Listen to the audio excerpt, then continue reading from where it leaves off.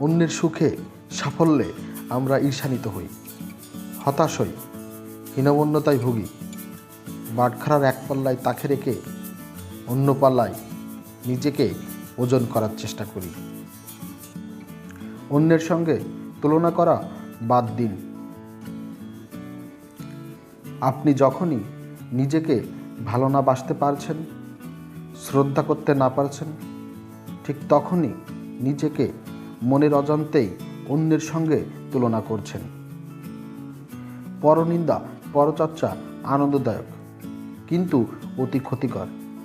এটি একটি ফাস্টফুডের মতো, খেতে ভালো কিন্তু অস্বাস্থ্যকর। এই অভ্যাস নীরবে আপনার হীনমন্যতাকে উস্কে দিচ্ছে, টের পাচ্ছেন? এটি করে অবচেতনেই নিজেকে নিজে বিচারের কাঠগড়ায় দাঁড় করাচ্ছেন। আর তাই আজ থেকেই সমালোচনা পরিহার করুন এবং একটি সুস্থ জীবন গড়ে তুলুন।